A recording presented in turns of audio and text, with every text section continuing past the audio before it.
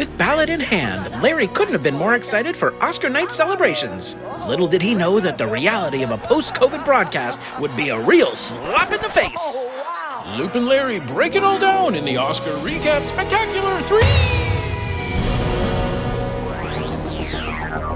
3! In a world filled with intergalactic space battles,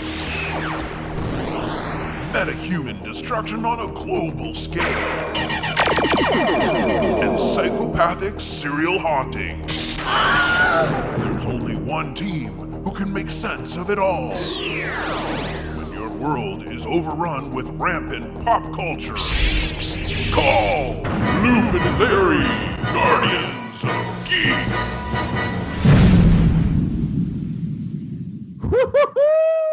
It's an Oscar explosion! The Dolby Center up in flames. We are ready to go. Really? Is that what we've been exploding? Well, let's hope that doesn't happen. It could have this year. This year was that unpredictable. It really was. Wow. Hey, everybody, I'm Loop. And I'm Larry. And this is Guardians of Geek. This is our third annual Oscar Spectacular, where we break down the Oscars, the whole broadcast and everything about it. And this year is a lot to talk about. There really is. I thought this was just going to be an average, like, back to basics broadcast. We're going to see some celebrities. We're going to see some awards. But nope. This one was a little different. Yeah, this was quite a different show. So what we're going to do is we'll start off. We're just going to go through the awards just very quickly. Just list who won, just so that's on the table. Then we're going to do our hits and misses of the show, and then we're going to at the end we're just going to give our final thoughts of the broadcast in general. So yes. All right, so let's just start going through the awards, Larry, and just tell me who won. Okay, we'll start at the back end of it. We'll end with the big ones. We'll start at the back end. So just quickly, documentary short was The Queen of Basketball. Live action short was The Long Goodbye. Animated short, The Windshield Wiper, because that sounds fun. So those are the three, like, where do you even watch these things? Yes. Before the broadcast? I don't know, but anyway, so that's how that went. Visual effects, I think we can all agree Dune was a lock for that one. I think there was a lock for all those technical awards. That would have been an easy pick.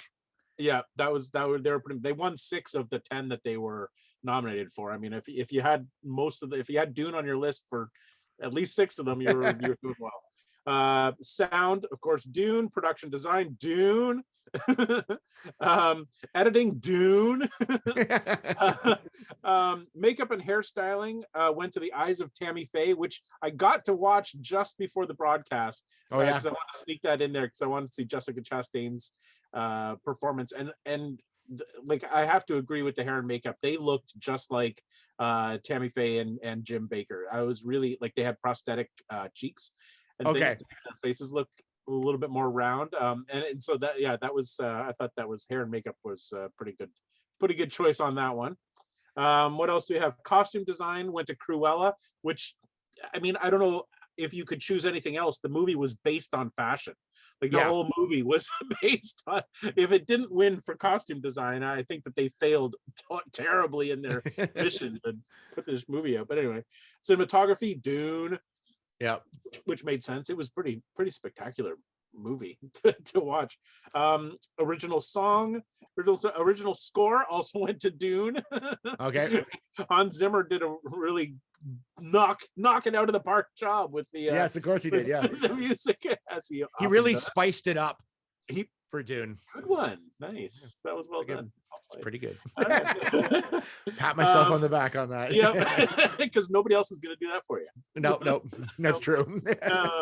Original score, we got documentary feature went to The Summer of Soul, and I think that was a given. Everybody sort of knew that was going there. And then we go to animated feature, which went to Encanto, which was a little bit of a toss-up here because there was a potential it could have gone to Flea, because Flea was also nominated for international feature and a documentary, I believe. It was documentary. So it was in 3 different categories, this movie. So I thought for sure it was going to win one of those. But anyway. Oh, wow. But Encanto pulled it out and nabbed the animation feature award for that one. International feature, again, Flea was in there. didn't know if maybe, but no, it was Drive My Car, and I feel like that's what took Drive My Car out of the Best Picture race. Yeah, I have a theory about this.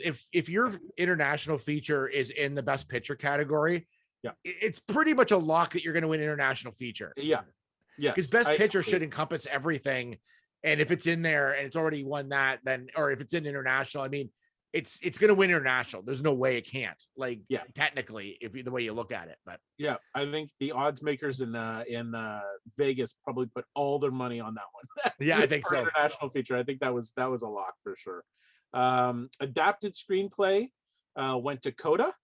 The original screenplay went to Belfast, which I found really interesting because I actually had Licorice Pizza as best original screenplay. Although Belfast was my favorite movie of the year, I thought that Licorice Pizza was the most original story of the year. So that one kind of surprised me. I think because Belfast was so it was such a personal story. I think, and I feel like sometimes I feel like I don't know how this works, or I mean, it's all voted on, so I guess it can't really work the way you want it to work. But I feel like people wanted to make sure Kenneth Branagh was like, you know, he got something from his work on that movie, because it was really well done. Yeah. Oh, it was. I just thought it was amazing. So I was okay with it. I was okay with it winning. It was just a little bit of a surprise for me. But anyway, now we move into the acting Oscars. So we start with actress in a supporting role, and that's Ariana DeBose. And I think that was a lock. I think she's won everything else this year. So, I mean, just based on what she's won in the past, I think that was pretty much a lock. There was no surprise there. But what was really nice was her shout out to Rita Morano. I've always loved Rita Morano. I just think she's cool. There's something about her that's like back really from cool. her days, back from her days in Electric Company. Do you remember the Electric Company? 100%. Yeah. So back from her, and I always used to like her back then, and I thought she was pretty cool. And she's, I don't know, she's just one of those actresses that's just like a living legend to me. I just feel like she's, you know, just so cool, and it was really nice to see her there and to get the shout out. I thought that was pretty cool. So that was nice. Actor in a supporting role went to Troy Kotsur for Coda, which was a big deal because he was the first ever deaf actor to win a supporting Oscar, a supporting role Oscar, and it was well deserved. That, like, his performance in that was really good. He was excellent in it. Yeah, just so powerful. So that was really good. And his speech, I think, was one of the best speeches of the whole night. Obviously he signed the whole thing, but his interpreter was like translating for it. And his interpreter started getting all like emotional. I heard that. You can hear it in the voice. But yeah, his speech was just when he was talking about his father, who was one of the best sign language, like one of the best people in using sign language. But then he was in a car accident and became paralyzed and couldn't do it anymore. And the interpreter just started getting all emotional. I was like, whoa, this is it was really powerful speech for sure. That was a good one. Actress in a leading role, there was no surprise there, Jessica Chastain.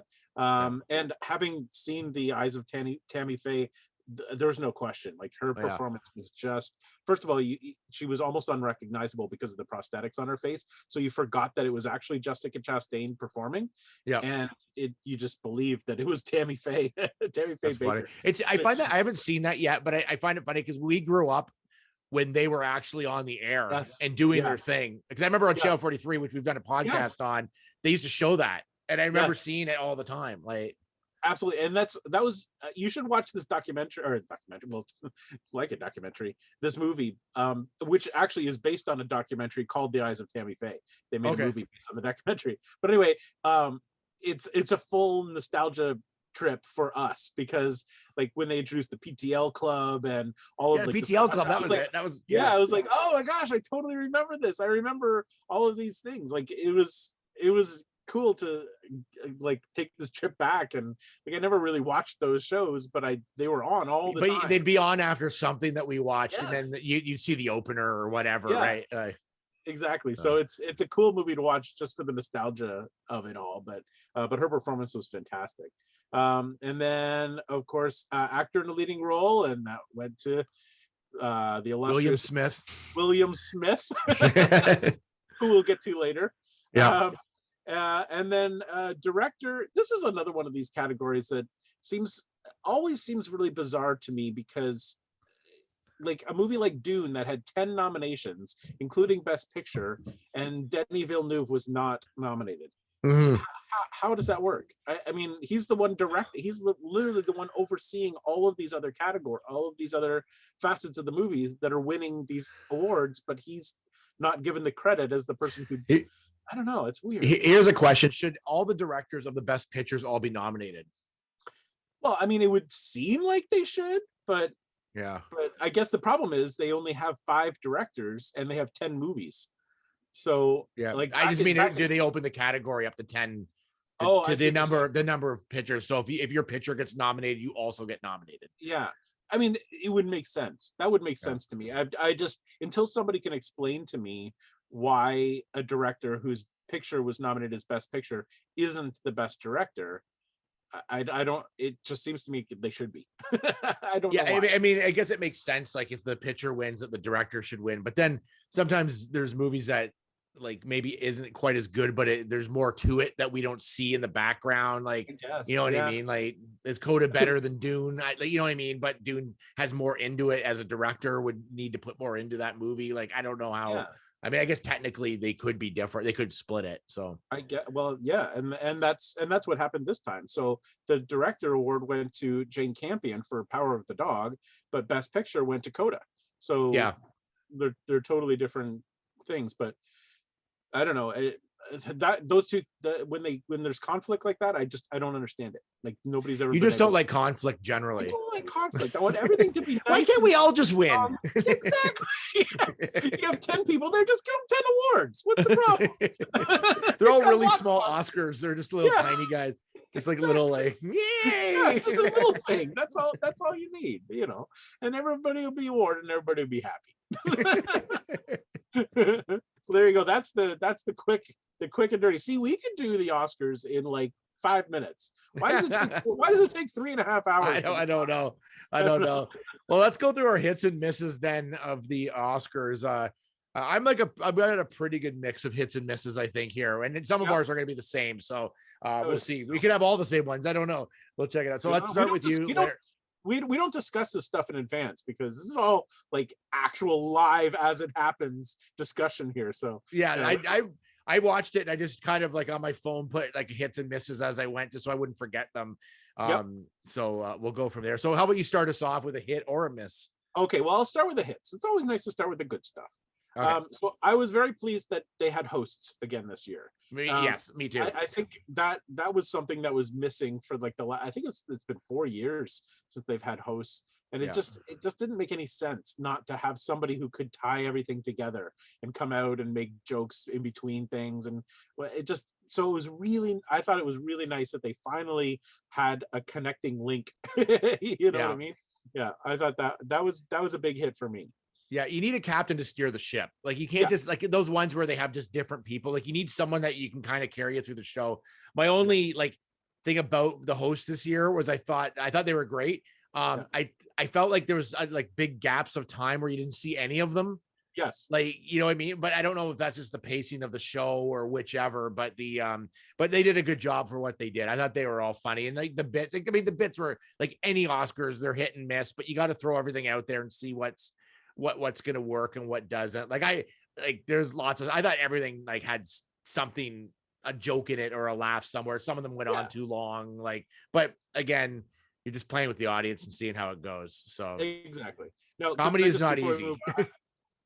No, it's not. But I did have a little bit of a miss that connects to this hit. Yeah. I'm going to throw it there real quick. I like all 3 of those actresses and comedians are hilarious. I think that they're really funny. For some reason, when they first came out together, all 3 of them, I didn't think that they had chemistry with the 3 of them together. I thought that they were better during the show when they came out like individually, or they had, you know, like when Amy Schumer was out there by herself, I thought she was hilarious. And when Wanda Sykes and I can't remember the name of the third person. Regina Hall. Regina Hall, when they were together, they were pretty funny. But when they broke off into like smaller groups or small, I thought they were better. I thought for whatever reason, the three of them together, it just seemed sort of awkward. I don't know why. I think it's just the way it was written. It was kind of like you say this, and you say this, and I think it was just that their timing. Some of them were on, and I feel like there's occasional times that like Wanda Sykes would just be like a slight bit off. Yes. Like, you know what I mean? On the timing of it, but like, no one delivers like Wanda Sykes does. Like, she's phenomenal. So she's fun. I loved her in that little bit where she just went through the museum, which is which is really an ad for the museum, which looks absolutely awesome. But it was just a funny bit. Like, I thought that she was quite funny in that. Like, so. Me too. And that's what I mean. Like when they were individual like that, like Wanda's like that segment was hilarious. And Amy Schumer, when she was out by herself, I thought was so funny. Like when she came back after being Spider-Man, she came back, she's like, did I miss anything? The vibe in the room feels different somehow. I don't know. That actually made me laugh out loud. And then I like that Regina Hall bit where she was like doing testing for COVID. It was just grabbing all the best looking guys from the audience, but they went way too long. Like it should have been like maybe 2 or 3 guys at most. Always go with the power of 3. Yeah. And then maybe do a quick pat down on her way out without making a big production out of it. Like just to do it like a really quick one on both and leave. Like or she hands them her card or something and leaves. Yeah. Like it got a little uncomfortable when she was like patting down Jason Momoa and Thanos. Yeah, I know what you mean. Yeah. for like 10 minutes, like the pat down going on, and I'm like, okay, now at some point this is going to become assault. Yeah, well, it was just too long. Like the whole bit was too long. It could have been shortened up a lot and made it like just funny faster. You know what I mean? Just make it good and get out. But yeah, they were great. I thought they were fine. Like I like them a lot. I'd like to see them come back next year. And they like you learn a lot after you do the first one, and you know what to do and what not to do. And I think they'd learn a lot coming back to a second one. Like any host does. Like it's the first one's just so different, right? Like, and then you've then you got to come back in and host a second time. So you're like, okay, now I understand how it works. Yes. This didn't work. This worked, and I think it'd be a lot better. But I liked having the hosts. I thought they were great. All right. So I liked at the beginning, Beyonce opening the show. I thought that was, it was just a great, the thing is with this year is because this is the first year back to the Dolby Theater in like 2 years, I guess, like almost 3 years. Yeah. It was awesome. It felt like the Oscars again. And this was like a big opening number. Even though it wasn't live there, which was fine. I think we've learned over the last 2 years, things can be taped or live somewhere else. We have that ability to do that. And I loved like that. It was like in Compton. I loved like how they did it. I thought it was awesome. I thought it was just a great opening number. It looked big. Like Beyonce is just such a big powerhouse star. Like that girl never ages like at all. Like, and she looked great. Everything was just like bang on. I loved it. Like I love that. Yeah. It just felt like it felt big right off the top. It just felt really huge. It was like a throwback to when remember when Billy Crystal used to host, and he'd have like a massive musical number off the top of every show, and like everybody looked forward to that musical number. It was like that. It was like a throwback to that. They had a big extravagant musical number right off the top of the show like that. I think that's like classic Oscar moment, you know. I mean, I agree. That was my number 2 on my hits because it was good. It was very cool. Yeah, I was happy about that. All right, so another hit. I just liked that it felt normal. Like you said, like they're back in the Dolby Theater. I only saw a couple of people with masks on, which was strange, but anyway, it felt like being back to normal. Everything, like it was a real Oscar broadcast, especially after not getting the Golden Globes. Like the Golden Globe broadcast didn't happen. Is that right? Yeah. That's right. I'm remembering that correctly. Yeah, I think so. Yeah. Yeah. So, I mean, everything has been just so weird with all of this stuff. This felt really good. I was just so excited just to see the massive stage setup and the lights and all the celebrities and the red carpet at the beginning. It just felt good to be back. You know, back sitting on my couch in my living room watching TV. Yeah. No, it was cool just to see everybody back in the theater, and it felt like a regular Oscars again. So I mean, it's a tough show to do, and it looked good. One of my misses was, you just kind of touched on it, was the pre-show. I'm not sure if it was an official Oscars pre-show as ABC, and I think it was the official one. There's some stuff, and it was. I'm watching it, and I'm like, let's just talk to the stars. I don't need like they're talking to like regular people and like doing games and things, and I'm like, just talk to the stars. Like I don't like and show packages or show like maybe interviews or like trailers for some of the movies that are nominated during that if you need to fill time, but just like keep it tight. Like it just seemed like I found some of the hosts a little like there's one in particular I found like very goofy, like just like almost like they're putting the spotlight on them as opposed to the people. I know what they're trying to do, but it was just tighten that up. Just tighten it up. I want to see the stars. The trailers would be like some shorter trailers would be great. Like I think that would be cool. So yeah, I agree. And yeah, I didn't watch the whole pre-show, but parts that I did watch were like they had the just talking to normal people, and like it didn't. First of all, the normal people didn't have anything to say, so they were awkward, and it just I don't care. I don't care what you have to say. I want to see more Denzel Washington. Yeah, I know. It's and even though it's not part of the Oscars, like it's not in the show, but it is part of it. Like there's always the pre-show, the red carpet's always a thing. And I would think there's enough people to talk to, even if you pre-tape them and re-show them. Like we don't know when they're live and when they're not. Like just do that, and then like I want to see more interviews with stars quickly before they go in.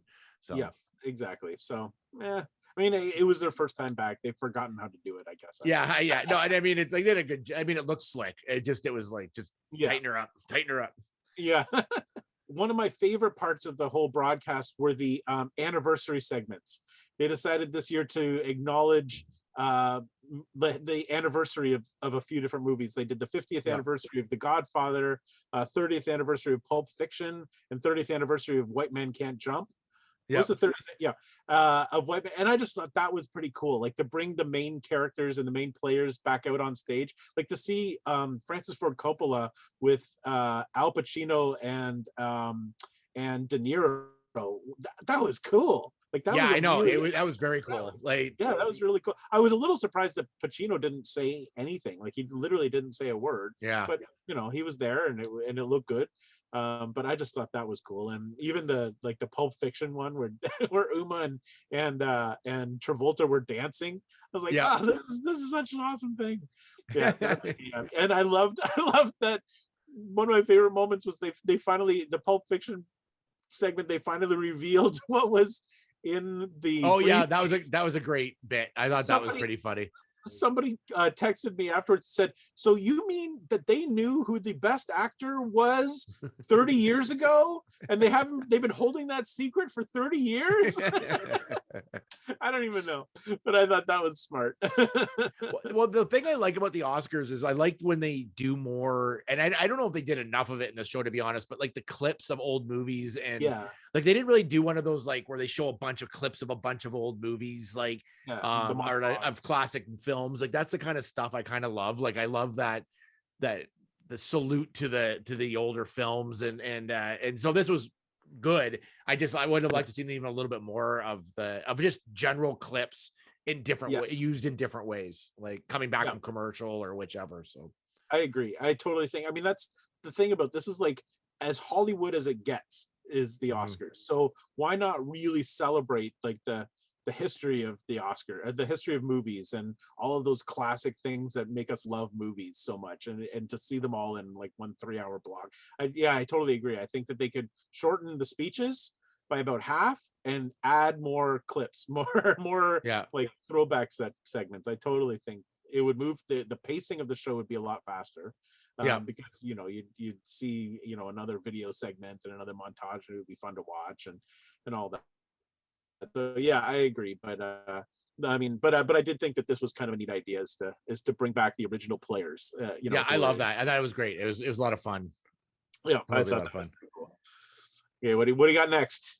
All right, I'm gonna go to the pre-taped Oscars. So this was a controversy that they pre-taped 8. Yes, I think so. Prior to, so they, before the broadcast starts, in case no one knows this, they pre-taped 8 of the Oscars, of the like kind of the lesser known Oscars. Yeah, like the hair and makeup and that sort of thing. Yep.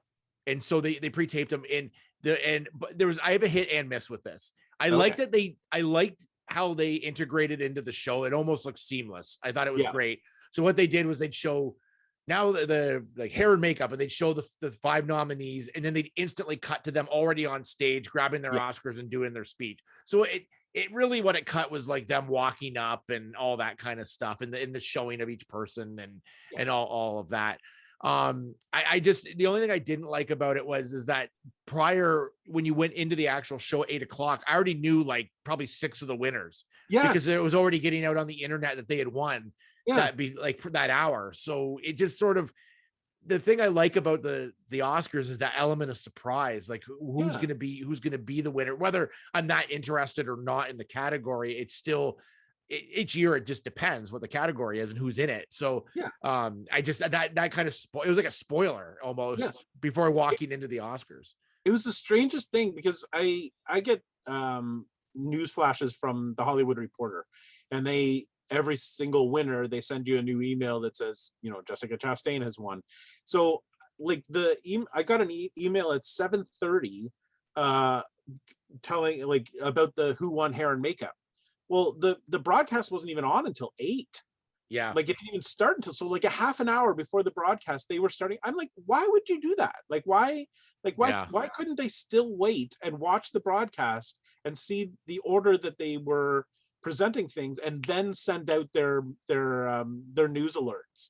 Like it didn't make any sense why some of these news outlets were releasing this information early. Like then, I mean, it's just a spoiler. I know it took away, and I didn't even think of that when they said they were going to do that. I didn't think like they would release like who won, but it doesn't take long, and someone already knows, and there's press there, and they're just they want to get the first shot, right, like of who won and whatever. But I will give them credit, like the broadcast itself, it was pretty seamless. Like it looked actually really, really well done. Like the way they did it, like I thought that looked great, and the idea and the concept I thought was good, to tighten the broadcast. But you doing this, but I thought that just the fact that we already knew going in that's like 8 awards that we potentially, if you did enough digging, you would know the winner of prior to going in. Yeah. I mean, for the people who are actually like betting on their ballots, you've got a lock on eight of your picks before you even start the thing.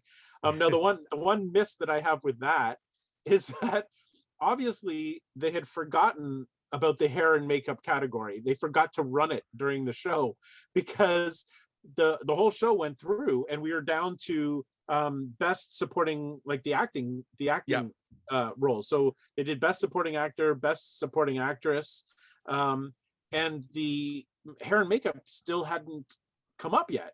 I was like, are they just going to forget about this episode or this category? And then hair and makeup came up. So they did like best supporting actor, best supporting actress, hair and makeup, best leading actress. Like it was totally, because it was a pre-tape. I didn't think of that actually when I was watching it. They could put it in wherever. So obviously they had forgotten to roll it earlier in the show where it was supposed to be. And they were like, oh no, like throw it in now.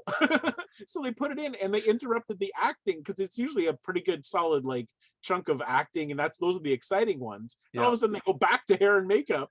Like, oh God, what happened? Well, there's just so many awards to take care of. Like there is a lot, right, in that broadcast to try to get through. So I mean, you'd think they'd have a run sheet of like, here's the order of the awards that we're going to show. Unless for some reason they were having some issues or something, they had to push it, but who knows?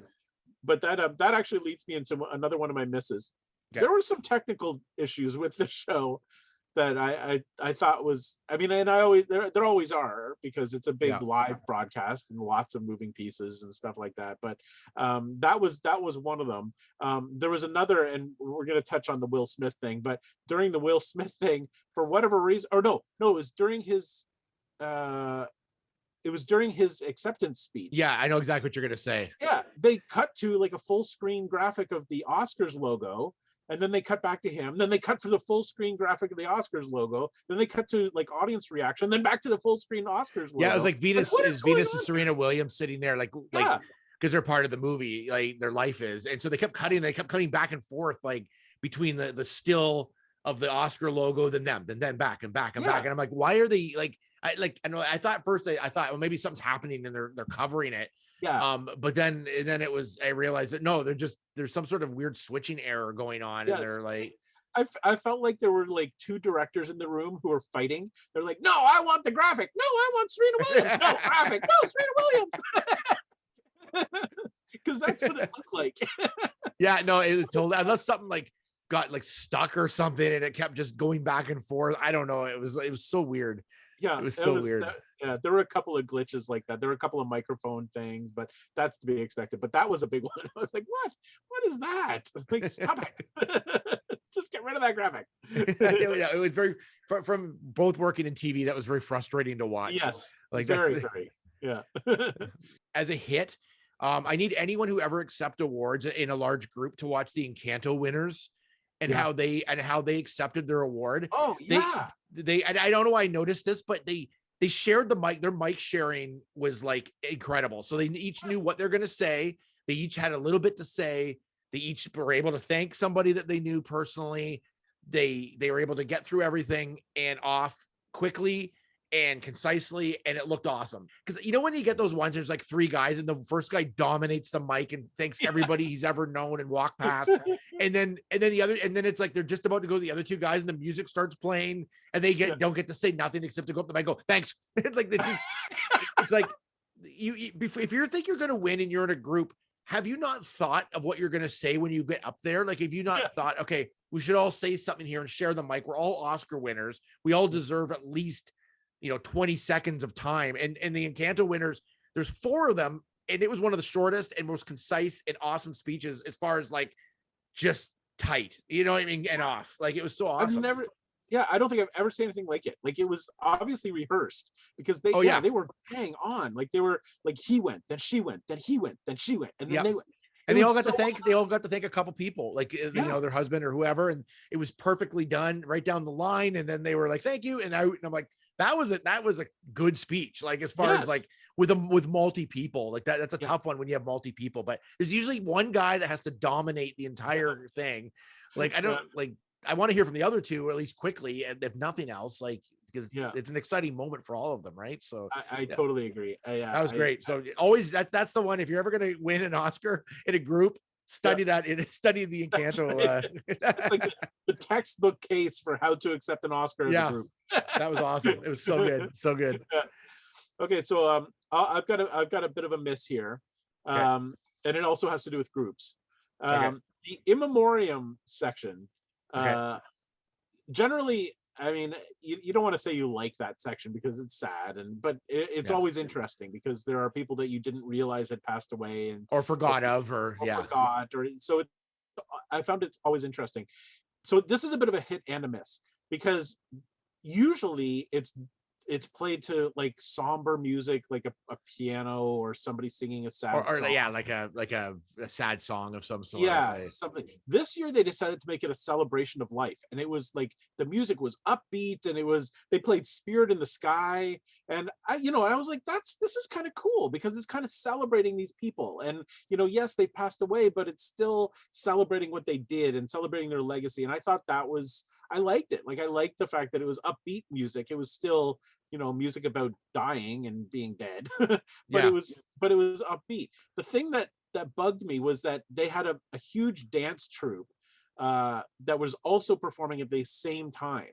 And like, the dance troupe was cool, but the problem was there were a lot of them, and the way they shot it, the screen with all of the actual people who had passed away was in the background, and the dancers were all sort of in the foreground. So it was almost like it was so like I missed the names of a bunch of people passing by because I was distracted by watching the dancers. So it was almost like the people who had passed away were an afterthought. Like, we'll just put that on the wall behind them, and the show is about the dancing. You're forgetting what this is about. It's not about these dancers. I did kind of like having the it was almost like there's too much going on. Like, they had like the choir, they had the dancers, and then they had like where they cut away to like Bill Murray talking about like Ivan Reitman, which I thought was very cool. I like that kind of those cutaways. I thought that was kind of neat, or Betty White, or but again, there was just too much. It was like too many ideas. It's like everybody had an idea, and they decided to go with all of the ideas and like put them all in the same thing. But I agree with you. It was a bit distracting. Yeah. But I did. You're right. The Bill Murray and having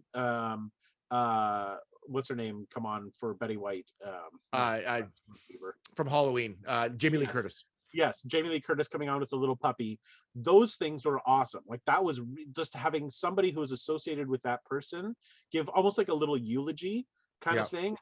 That they should do that all the time. Like for the big names, I thought that was awesome. That was a really good idea. Like having Bill Murray come on and say, you know, I love your work. You know, you've done so much. That was really touching, I thought. But then they'd get back into the dancing. That's what it looked like. You look like a Muppet when you do that. That's what it looked like to me. That's all I could I don't know what you were watching. I was watching a whole other broadcast. Oh, it's just people flailing all over the place. Yeah, that's what it looked like. Yeah, so that's my hit and miss about the in memoriams. You know what I would rather see with in memoriam? I'm not laughing because it's dumb, but I'd rather just see them, like, even if they had a singer sing and they shot them separately somewhere and just package it and just show it as a package without like something live on stage. I don't think it needs it. And then they could do, if they package it, they could have someone like Bill Murray just like as a quick sound up talking about that person, or like, you know what I mean? It just gives more option. I think it'd just be a slicker production if it was like already pre-done, but you could have like a few years ago, they had Billie Eilish sing and then they showed all the stuff, but she could be shot in a dark sort of room, starting the singing and then just cut to all that stuff. And they could do like, I don't know. I just don't know if it needs to be live. I think it could just be like a pre-taped, like kind of really well done production and then show it. So. Well, I mean, and like this is the last sort of big hurrah for these people. Like they've passed away. This is like their last moment. This is the big last hurrah for them. It's a big hurrah. You know, isn't that what it's called? There's actually some people who aren't even dead yet, waiting on the sidelines. Like, okay, now they've shown it. I'm good to go. I'm like, that's right. They're just waiting for their last hurrah. I've never heard of a last hurrah being used as for death. It is. It made me say hurrah. Hurrah!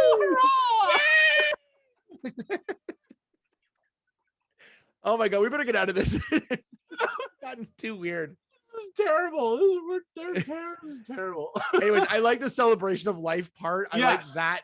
It was very cool. But again, it just had too many ideas stuck in there. Yeah, I just want to get out of this before we say something real dumb. I think we're too late. We're well beyond that. That was so dumb. Okay, what else you got? What else you got? Okay, I gotta mention this because this was so weird, and I think you'll find it weird too. It's the Oscars this year had two categories of these like fan voted categories, which totally I think backfired on them 100%. Okay, what is this? I don't. So they had the Oscars fan favorite nominees. Okay. And yes. And then they also had they had another one too, which was the Oscars cheer moment. Yes. So first of all, these are movies from I think the first one was only from the Oscar fan favorite was only from that year, I believe. So the winner first place was Army of the Dead. So that was the number one like voted movie of the year. Yeah. And like Mini Mata. I don't even know what that is. It's got Johnny Depp in it. And I had never heard of this movie. I don't know how I missed this movie, a Johnny Depp movie with him in like weird makeup, like prosthetic and stuff. I've never heard of it. And even that Cinderella movie, like I'm like, I don't know if I've even like heard of it. Like it's vaguely familiar to me. It's on. I believe it's on Netflix. It's like number 2 on the list. I just felt like we were being like, as soon as you put anything onto the internet now or any voting, you're gonna get trolled. And I feel like we got like Army of the Dead was like, it was a good movie. Like I enjoyed it. Yeah. But it was just like funny that like was it the number one movie of the year? I would have thought Spider-Man would have been for sure of like in the voting, but I just feel like it was some of the ones in there, like that Mini Mata or whatever it's called. I felt like we're being trolled. Like I feel like someone's done a bot and like just kept voting and voting. Like how would that ever get in? I don't even think that was in like the choices they gave. Like I don't know where that came from. I honestly don't know. Like I don't know, and I've never heard of this. Like you and I are pretty up on movies that are at least released. Whether we see them or not is one thing, but at least we know when a movie's coming out. I just somehow did not ever hear of this movie. I don't know. I when they said it and they showed it, I'm like, what is this? I had to look it up. I'm like, there's no way that we weren't trolled. Like, there was no way that like a group on Reddit or whatever decided we're gonna all vote for this. Let's all vote for this movie that no one's hardly heard of. Like, I just feel like that was like the case. Like, it's just so bizarre. It'd be like if Howard the Duck showed up as the number 3 movie of the year or something. Yeah, like, it doesn't make sense. And speaking of which, the next category, which was the Oscars cheer moment, was any movie from any decade. Like, so it was like, of all the movies in all time, the number 1 pick was The Flash Enters the Speed Force from Zack Snyder's Justice League. Are you kidding me? Really? That was like a major troll. There's no way like that would get that many votes. Like, I don't even know what that is. Wasn't like a moment. Like, I didn't ever like go, oh, that's so awesome. It's like, if you watch Flash on WB or whatever it's on, or CW or whatever, you see that every week. Yeah. Because that actually beat out Endgame. Didn't it beat out the Endgame? Yeah, so it was the 3 Spider-Man team up was number 2, which kind of made sense, I guess, because it's top of mind from this year. 3 Avengers assembled to fight Thanos. I thought that's a cool moment. 4th place was Effie White singing "I Am Telling You You're Not Going" from Dreamgirls. I didn't see Dreamgirls. Maybe that was a big moment in that movie. Like, Jennifer Hudson's like amazing singer, so maybe that was like a big moment. In 5th place was the Neo dodging the bullet backwards, like when he goes back. In the Matrix, in Matrix, which that makes sense. That's a very iconic moment. It's iconic, but is it a cheer moment? Like, is it? I mean, I guess it. I think that category is like kind of an odd category, but there's no way the Flash from Justice League, that movie was terrible as it was. Well, this is the Zack Snyder version. That wasn't the original Justice League that came out in the theaters. So I have to give it credit for at least being the Zack Snyder cut, because that Zack Snyder cut's really good. I saw it. It's terrible. You didn't like the Zack Snyder cut? It didn't add that much more to the movie that we had this whole discussion. Remember how angered I was by it? Yes, I do. I think if your address included basement, then you can vote on it. On these, like, I don't understand like how that, I still don't know how that got in there, and it was just like a major miss for me, because it's like it just does not represent anything. Like, and it was just I would just say like the fan favorite movie of the year and leave it at that, and give the choices that they can choose from based on box office. Yes, like box office alone, and then go from there. Like, because people are like, I mean, that's like voting for your brother's independent film that he made in college. Yeah, that was my favorite moment. It just was like, I'm like, what? Like, that was not a cheer moment by, I don't think anybody, but anyways. So that was I thought that was kind of a miss on their part. I think they just got trolled essentially. Yeah. I totally think you're right. What else?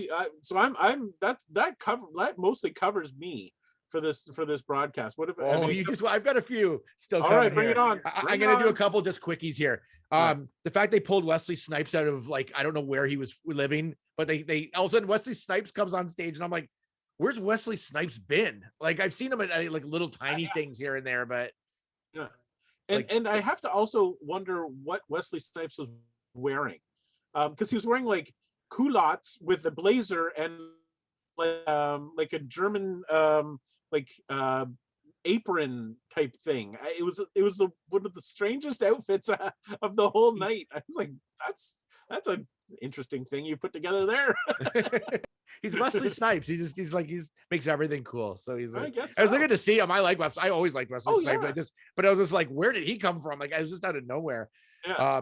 I like the 60 Years of Bond. Oh, that was cool. Yes. Yeah. I thought they could have even done a little bit more with it, or had some of the Bonds come out. Like, well, that was what I was waiting for. Like, as we were watching it, we thought, okay, when they finish this montage, something's going to happen. Whether Roger, no, not Roger Moore, but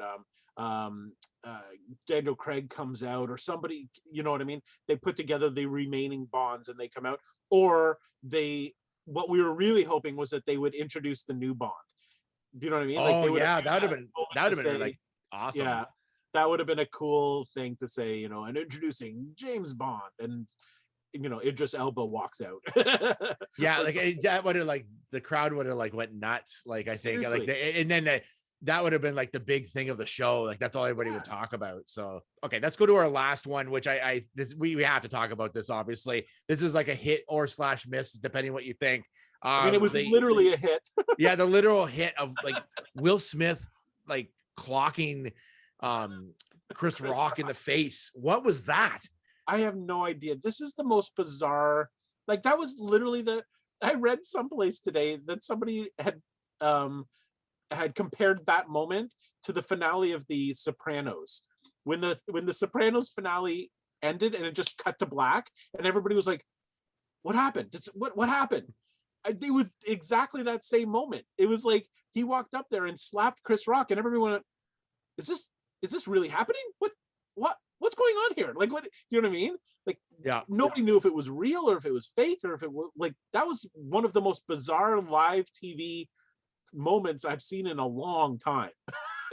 It was bizarre. So I think depending on the angle you're at, like, because our TV angle looked like it was a fake slap. Like he was just going up there and pretending to slap him or whatever for a joke. But then when he started yelling at him, but for us on the feed we had, it was, I'm assuming the States as well, it was blanked. Like it was like they cut the audio.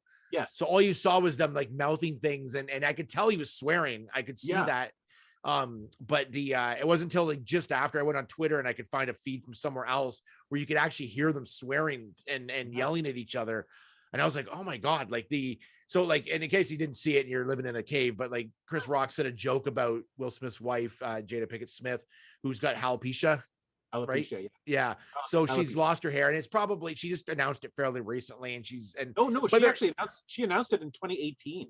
Oh, like, did she? I just literally heard about it like 2 weeks ago.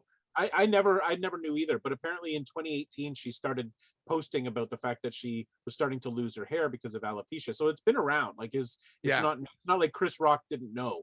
Yeah. So anyways, he made a joke about it being like she should go try out for G.I. Jane 2, probably also because she's like fit as anything. She looks fantastic. But again, as comedians, like, especially when you're trying to roast people, and I think he roasted her specifically because he probably knows them and thought, oh, this will be funny. Like they know me and I can get away with this joke, but it just didn't land, and it didn't land at all. Like it was just a bad joke. And I mean, all the comedians do it. And there's jokes like that throughout the show that just didn't land quite that well. But it was, but if you go back and rewatch the clip, the weirdest part of the whole thing is that Chris Rock makes that joke. He says, I can't wait to see on G.I. Jane. They cut to Will Smith, who's laughing. So he actually started laughing at the joke. His initial reaction was to laugh at the joke.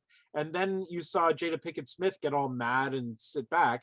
Then they cut back to Chris Rock. So in that time between when Will Smith was laughing at the joke and they cut back to Chris Rock, Jada Pinkett Smith must have like leaned over to Will Smith and said, like, are you going to take this? Are you going to, you know what I mean? Like she set him up because initially he was laughing at the joke. That wasn't his first reaction, was not anger. It was laughter. I've got a theory on the laughing at the joke. And it's like and this is just generally, because I think the whole audience was kind of laughing, but I don't know if they quite understood the joke that he was telling. Because Chris Rock has a delivery in that he could say anything.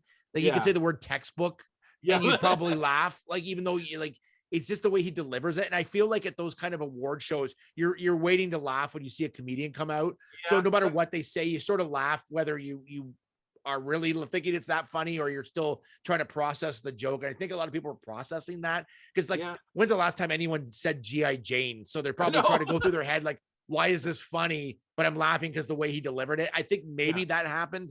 I don't know what happened between them when they cut back to Chris Rock and came back, but it was like a very delayed reaction. And he went up there and so he walks up and he just like on TV live slaps him in the face. And I'm like, what has just happened? What have I just watched? It's and then just turns around and leaves, like doesn't say anything. He just literally turned around, like straightened out his suit and walked back to his seat and sat down. Like there was and then started yelling at him. Like, and Chris Rock was just like dazed, like literally like, what just happened? Like here? Chris Rock looked like he was about to cry, not maybe like probably because he knew he had made a mistake with that joke. Like, but did not expect that reaction from Will Smith.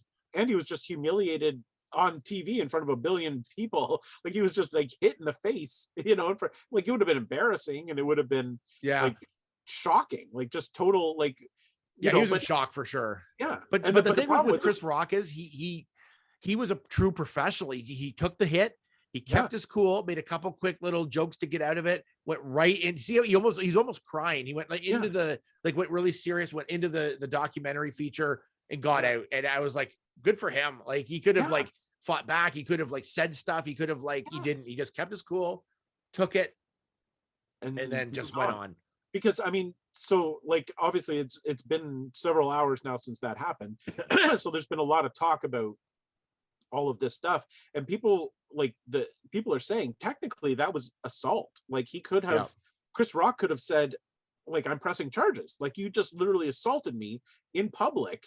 You know, there was no question about what happened. You just did that, but he didn't do it. Like, I don't know what's going to happen now, but apparently he's not pressing charges or doing anything. Yeah, and I think he probably, I bet you 10-1, like, as of this broadcast, he hasn't said anything, but I bet you 10-1 he'll say, yeah, he'll probably, I bet you he'll say, it's my fault, I shouldn't have said that, and he's just trying to, it rubbed them the wrong way, and I truly apologize. He'll take the high road. I bet you 10-1. Well, apparently I heard that at the Vanity Fair after party, they made amends. Like, they worked it out, the two of them. So, but apparently it was Denzel Washington who was like mediating between the two of them and brought them together, and it was all good. So I feel like it's probably done, but but holy cow, no one's cooler than Denzel. Like, like, he's just so cool. And then I think Will Smith, like, in his speech, which that's a whole other story, like how that went, but he mentioned something that Denzel had said to him, and I was like, oh man, Denzel's just like wise. Like, he's just one of those like guys. He's been around. He's super wise, and he's like, he just knows how to run the game, and he's like, he's just like super cool. Like, super cool. He's like the dad of Hollywood. Yeah, he is. He really is. Like he has the just so well respected. Like, yeah, and he just they all listen to him. Like, they all listen to what he has to say. So I just think it really put a tarnish on his award win to me, and it was embarrassing. Like, even if you were so angry about what he said, wait till the end, because by the end you're probably going to cool down, and like, you're like, smarter heads will prevail and it'll be better. I don't know why that was his first reaction was to go up there and smack him. Like, that just seemed like a weird, like in front of, I mean, there were like thousands of people in the room too. So it's not like he was like even at a private party, like he knew where he was. That's like, what was he trying to prove? And it's not like Chris Rock said it right to his face, and he was like it was just a quick reaction that he did. Regardless, it was a bad reaction, but he had to physically get up, walk all the way up to him, and you think in all that time he'd be like, okay, I'm not going to do this, but he just did it. I just don't understand. Like, what I feel like as he was walking up there, he probably got to a point of no return. He's probably like, oh well, now I'm walking now, like, I can't. But he could have pretended to punch him and had fun with it or something, and then like, I guess, like it did, or went up and just like made it look like he was going to punch him, then hugged him. There's tons of different ways you could have got out of that once he was up. Like, I don't know. It just was embarrassing. And his speech was like, I think it was heartfelt, but he never said anything about Chris Rock in it. No, he apologized. He apologized to the Academy and to his fellow nominees.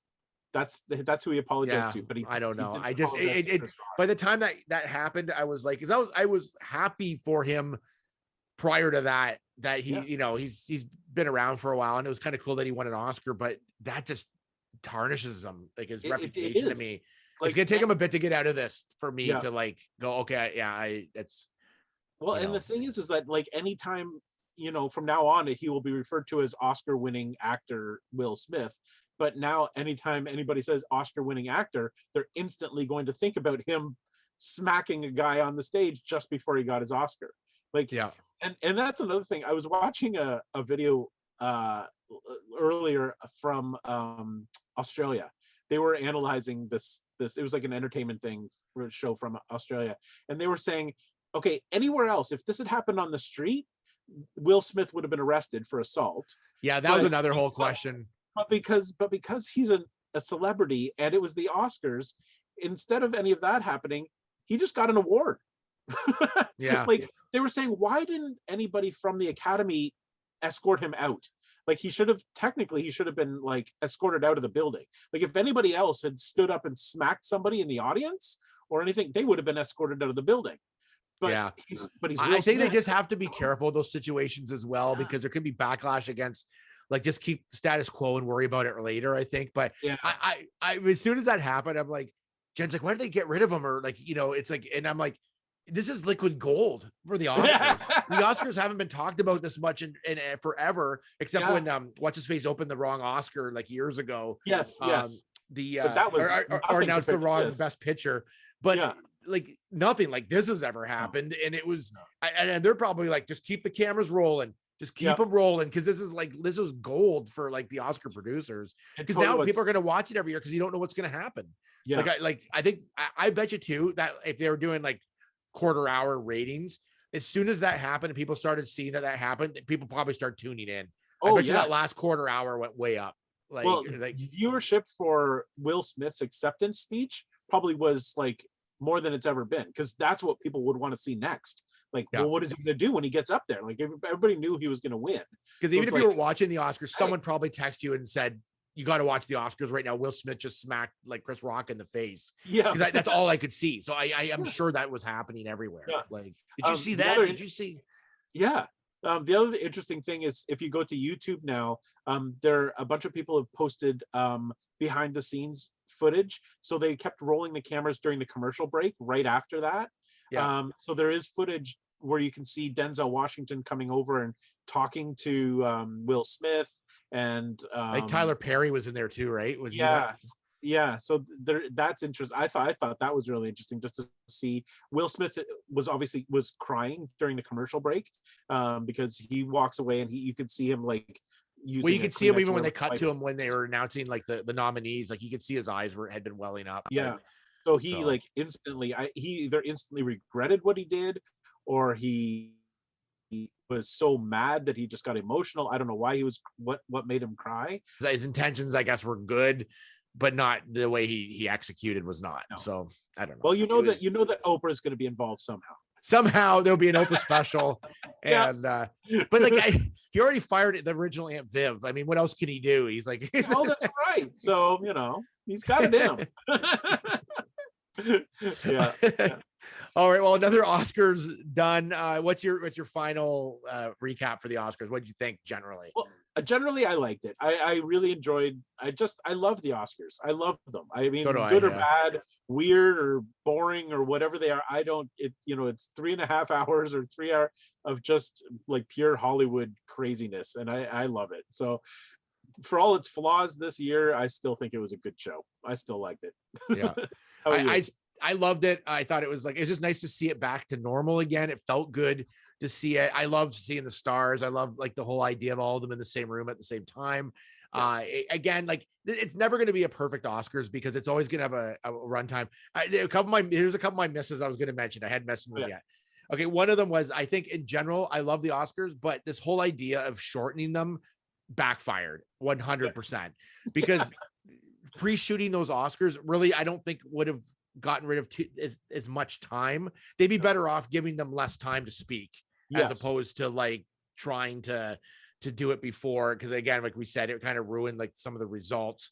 I think that was a kind of a major fail for them because I think the Oscars were almost as long, if not longer this year. Cause normally there's an 8 to 8:30 is normally like a pre-show, like Oscar special. And then 8:30 is the Oscars, but it ended at the same time as half the Oscars ended, like almost. And it started at 8. Yeah. This was a 3.5 hour. It ended at like 11:40. Like it was a solid 3.5 hours long. Like it was a long Oscars. There wasn't any shortening of it at all. No, and that was a bit of a fail for them. Now there's two things I think didn't help them. Number one, the smacking of Chris Rock was a bit of an awkward that took up some time. Yeah. Like that whole bit. The other thing I thought it also did that was Kevin Costner like slowed that train down to like when he came out. I'm like, because I like Kevin Costner. I have nothing against his act. I think he's a great actor. I like Kevin Costner, but that guy is like, he's just boring. Like he's just like, I saw him on the red carpet and he's just like, I don't know what it is about him. He's just very like methodical when he talks, and he's like, I mean, nothing wrong with that, but it's just not a person, like, especially near the back half of the show when you want, like when it has pacing issues as it is, you need people just to move it along. Like you need people to move it. And I've done award shows that are longer. And I think the secret is to put all your kind of goofy stuff in the bits at the beginning, and in the back half, that's when you're just firing through and you're just getting it done. Because by the time people have sat for a while and they just want to go home and whatever. So, or go to bed. So.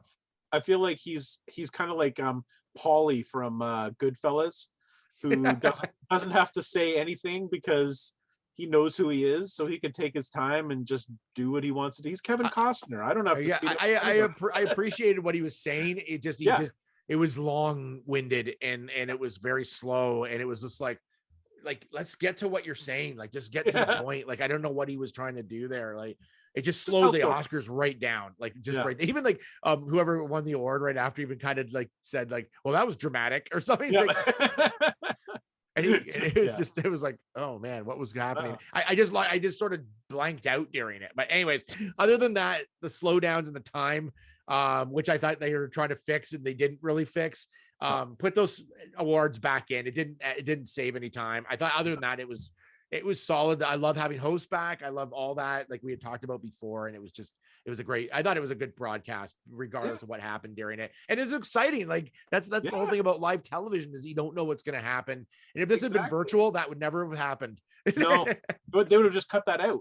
Like they would have just cut that section out. They showed it or whatever. Yeah. Unless Will Smith's got a virtual slap that he can throw through. But it's I thought that was great. I do think that they should eliminate the 7-second delay though, and just make it 100% live, because then it would be super exciting. You're like, you don't know who's going to talk and who's going to say. Like, I bet you their viewership would go through the roof if it was 100% live, and then people just accidentally said things or did things. Yeah, you never know. But I have one more thing that I didn't mention. I forgot. I'm going to say this before we go. One thing I think they need to really fix in the Oscars is the ending. So you have your best picture nominee, and it always just seems really awkward and like, okay, see you later. Like it's like no one really has, like, go to like credits with like shots of either from the Oscars or old movies or whatever. Do something to get us out of it. Like, it just always seems it's the most awkward thing I've ever seen, is the end of the Oscars every year. Yeah, it's like the Saturday Night Live ending where they all come on stage. Okay, well, thanks to this and bye. Yeah, really. Okay. It just seems weird. Like, it just seems like a weird sort of ending, or just do a bit with credits rolling over top, like of the three of them like leaving or something. Like, there's something kind of fun, like at the very end. Like, it just seems like they run out of ideas and just get to the end, and then it's just a free for all and chaotic, and no one knows what's going on. But anyways, I don't produce the Oscars, but if I did, it would be amazing, I think. Oh, we should produce the Oscars. I know, we have so many ideas. No one ever listens, Larry. No one ever listens to us. Nobody does. No one cares what we think. I care. Yeah, I do. So anyways, thank you so much for watching Loop and Larry Guardians of Geek. Again, I've just put up the socials that you can take a look at if you want to follow us. And I think we're doing pretty good with the socials lately. Yeah, we've been doing a lot more, putting a lot more out there. Yeah, which we're much more social than we used to be. Yeah, at first we weren't really like, now we're like putting up some stuff. So I think it's been good. And continue to watch us and tell us, subscribe to us on YouTube, tell your friends, that whole bit. Thank you so much for watching us, and we'll see you next time on Loop and Larry, Guardians of Geek. Bye-bye.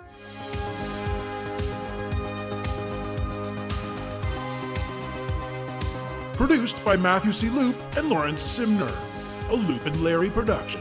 Bueller. He likes it. Hey, Mikey. Bueller.